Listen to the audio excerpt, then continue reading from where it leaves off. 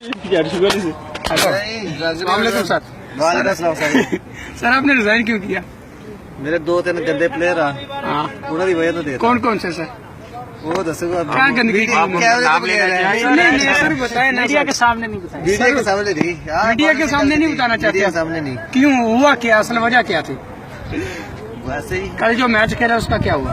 गंदी परफॉर्मेंस गंदी परफॉर्मेंस किसने की? सारे प्लेयरों ने। कौन कौन से प्लेयर को? मेन प्लेयर जिसकी वजह से ये मैच आप लोग जो दो मैच हारे हो वो बॉलिंग की वजह से है। दोनों की वजह से। दोनों की वजह? बॉलिंग, अच्छा तीनों वजह से आ गया। और बॉलिंग किसने की थी? बॉलिंग की थी वो क्या नाम लेते हैं, चीमा, सफियान और शफकत। जी जी। तो क्या तीनों गंदे बॉलर हैं। तीनों गंदे बॉलर है। और जो आपका बेस्ट बॉलर है उस्मान, उसको नहीं दी? वो कैप्टन है भाई साहब। वो कैप्टन है?